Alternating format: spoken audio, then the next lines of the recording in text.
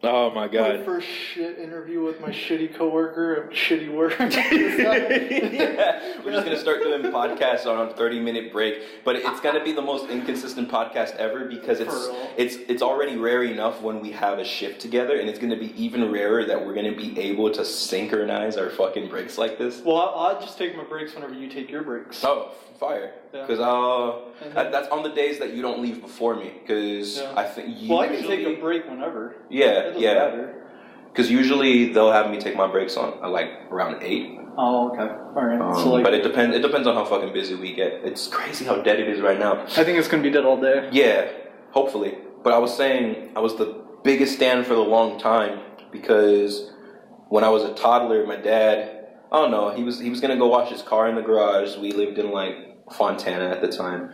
And he was just like, yeah, let me take my son with me, and he'll just sit there and watch me wash my car because he's fucking 1. He's not gonna. He's just gonna sit there and stare at the wall. None of this he's gonna retain. Yeah. And so he has me in the little car seat thing that and I'm just off to the side, and while he's washing his car, he's playing. It's not Relapse because Relapse came out in 2009. He was playing whatever, probably Eminem show. Oh, okay. If not, it was something earlier than that he used to have, and so that was like my first time listening to rap. And I think he said that he tried playing other shit, but if it wasn't hip hop, I wouldn't shut up. Okay. So then he started playing like his 50 Cent CDs. He might have had a Nate Dogg CD at the time. I don't know what else he had, but before he got fucking robbed and shit. Oh, really? Yeah, his car got broken into a couple of different times, and it sucked because bittersweet. They would never touch any of the other important shit that we might have had in the car, but they would always take his rap CDs, which who knows how much they would have been worth now. This dude's got some good taste. They're like, oh my god, they don't have this shit in Target no more. I checked the music section forever for this shit. Yeah, because then the same thing happened. We lived in a lot of different other cities after that, so not in this exact order. Pomona, then Fontana, and then after those two cities we moved. No, it was Venice first. We lived in Venice first until I was 2. Then we moved to either Pomona or Fontana before finally moving to LA when I was like 7 going on 8. And when I was about 9, there's a Vons across the street from the apartment. And he would always just conveniently leave the car parked there because our apartment is on this very tiny street that's literally only our little corner. And so there's rarely any parking, especially because across the street is a fucking clinic. So, they have to have street parking too. Yeah. So he would park in the goddamn Vons, and he never did that shit again because they broke into his car twice. And both times that they broke in, they stole his fucking radio and his rap CDs. And so he's just like, dude, I had fucking Relapse. I had Before I Self-Destruct. I had all this shit. Dude, fuck everything else. Just keep the CDs with you at this point. Yeah, no, for real. And so ever since then, after he got the money to replace his goddamn radio, he literally went to Walmart and he bought a CD rack that we can install next to our computer desk. So he's just like, this is where I'm keeping my shit. Fuck that. I can't steal it if it's here. He's like, it happened in Venice, it happened in Fontana, it's happened in LA. It's the same people, they're just following you guys around. And it's crazy because, like, every time my dad gets robbed, they always steal some vintage ass shit because he's always been a collector of something. So your dad's getting robbed by a collector because he's. It seems like it, or he gets robbed, and the other people might not necessarily be collectors, but they're just like, this is some dope ass shit, and they fucking take that. Pretty much. But then it's funny as fuck because if he didn't have that, they would go taking everything else we had. Yeah. But they see that one thing and they're like, oh shit, and they get so caught up digging through it that they're like, fuck, we got to get out of here. So they just grab that. Pretty much. I'm pretty sure that's the thought logic because when we were living in Fontana, the whole house got broken into. We had a house on this one little hill. It wasn't like, fucking Beverly Hills type of shit, but on our block, our house was built on top of this small little hill and shit, and they broke into that. And they did take the money that they found there, but thankfully that was just our leftover money. Oh, okay. But they broke into or he's going around with a detective, you know, because we showed up when the detectives were there because our neighbor saw the people breaking in. They called the police for us. Oh, okay. God bless the man Steve and shit. And fucking, so we're there, and the detectives are like, yeah, look around, see if anything looks, you know, off to you. And my parents do a whole scope of the house. I had to be in like 3 at this time, and my dad comes in with like really depressed face, you know, and my mom's like, what's going on? He's like, all right, well, thankfully, you know, they didn't take much, but I had some cardboard boxes in the garage that they seemed to have popped open, and it had every NBA jersey I'd ever collected in my life and every NFL jersey. Damn. And so you had like legendary players from both, and MLB jerseys. From all, he had every fucking big name in the last 20 years at that point that you could ever fucking think of. He had all of their jerseys. He had some limited edition jerseys. He had the old Kobe number 8 jersey. He had all that shit, like official and everything. And they had taken every single one of those, and some of those you can't replace because he had like Larry Bird jerseys. He had Magic Johnson. People don't even play basketball anymore. Yeah, they're all fucking retired, and it's like it's hard to. If you try to get your hand on one of their jerseys now, it's like fucking hundreds each. Good luck. Yeah. Real. And so whoever those motherfuckers were, they are sitting on a goddamn fortune that when they picked up 3 cardboard boxes out of everything in our house. They didn't need the fucking televisions. They probably felt when they did that. Out of everything there, the 3 cardboard boxes that they're like, let's just fucking open them. Yeah. The gold they were just like, hey, let's fucking open these random ass boxes, and they're like, oh my fucking god, let's get out of here. They're like, fuck everything else. Because even then, this has to be. Hood. Oh yeah, it's fucking pointy. Yeah, I know. I don't put it on. I'm gonna take a fucking photo of that shit. It makes me look like the anti KKK. Hang on, let me fucking. I forgot. Yeah, Jesus, this hoodie was a fucking Christmas gift, and I was like, yo, I wonder how it looks on me this morning, and I tried it on in the mirror. I was like, never again. Immediately, never again. With no hesitation, because I was like, I work with. I'm gonna have to fucking censor his name. I know how hard he's gonna fucking clown on me if he sees this shit. Because when I had the sweater that I've been bringing to work, he comes out the walk and he's like, hey bro, you look like the brown KKK. I have no idea what the fuck he's gonna say if he sees this jacket. The Black Klansman. Yeah, the Black Klansman. Isn't that a fucking show that they had? That's a movie, yeah. Oh my god. Yo, okay. You watched a lot of Adult Swim, I'm assuming. Oh yeah. Do you remember Grew up on that. Black Jesus? Yeah. That was an underrated ass show.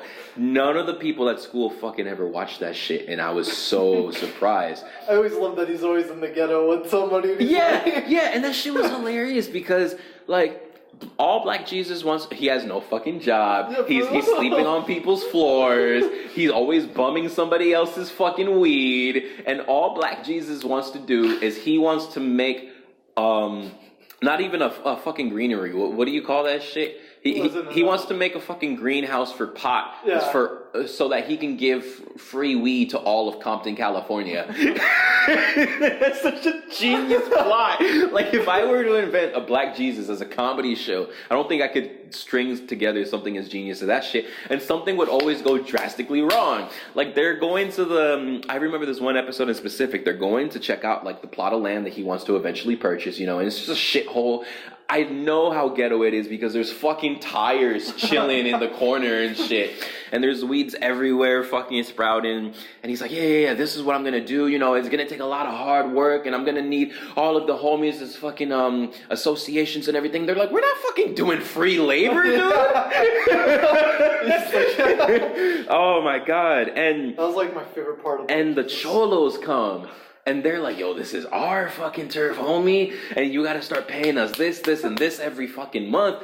And the people that Black Jesus brought with him, they're standing there and they're like, dog, are you extorting Jesus Christ? Oh my god. That fucking TV show is something else. And the cholos look at each other. Their beanies are so down low their faces that it covers their eyes. And they have the biggest fucking crosses on their necks ever. And they're looking at their fucking rosaries and they're like, yeah, homie, we are extorting Jesus Christ. We want our money. And I do remember that, like, once he finally... it had to have taken the whole goddamn season. Once he finally acquires that plot of land after every possible thing going wrong. I think they even had an episode about fucking Jordans. Yeah. I don't remember if it was him or somebody else. Somebody robbed a kid's fucking pair of Jordans because he had the box walking down the street and they came up on that shit. I'm pretty sure it was a kid. I'm pretty sure it was a kid. Oh, it was so brilliant. And he finally acquires that plot of land, and then the Jesus Christ miracle shit happens where the land is fucking perfect and he has everything set up and he has the weed growing and everyone's like, oh my God, like, hey bro, I was with you from the fucking beginning. And this other fool's like, dude, you sleep on the floor of my apartment. He's like, dog, you kicked me out 7 times. He's like, I see, I put in all the labor and y'all want the fruits. That shit was beautiful, man. And I think there was also one where it had to have been some more cholos. I do like that they had the sickest fucking lowriders for the cholos. They were like different colors. They had like orange, lime green, and pimp purple, as I like to call it. Purple. Yeah, they had the sickest fucking rides for the slickback. Yeah. Oh my God. Don't get me started on fucking Boondocks. That's the pimp name. Jesus Christ. But please. No pun intended. My father was a pimp. And I remember him getting fucked up on one of the other episodes, and he's like, didn't he get fuck, I can't fight back. I'm like, why can't you fight back? You're fucking 2 feet taller than these fools. And he's like, I gotta turn the other cheek, dog.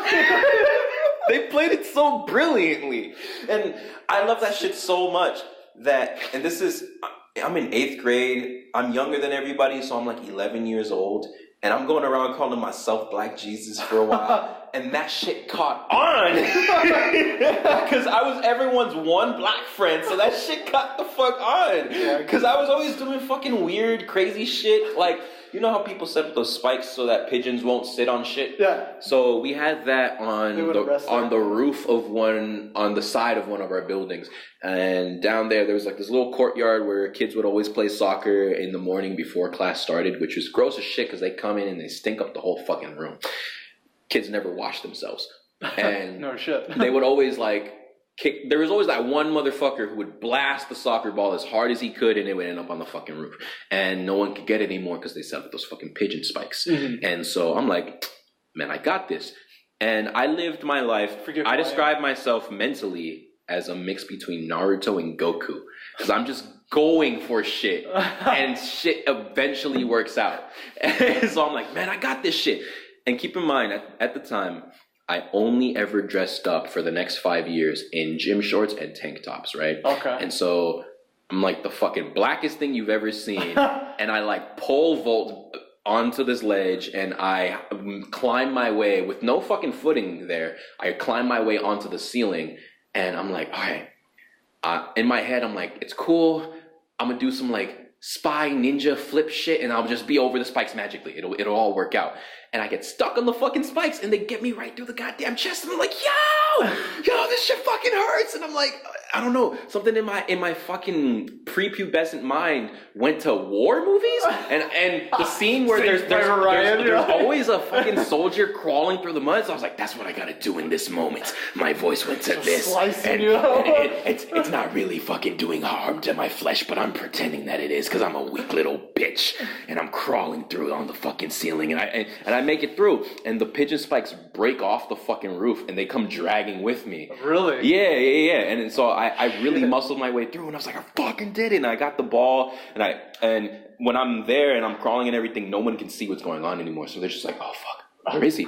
He died. The bell's ringing. And then I stand up with the sun behind me, raising the fucking soccer ball in the air. And just, it's all your followers. Sparta. And then the counselor was there and she's like, hey, can you come to the principal's office? I was like, fuck! It would have been amazing if like doves just started flying. Pigeons because we're in the fucking city. And I felt so fucking tough after that shit, but it was awesome.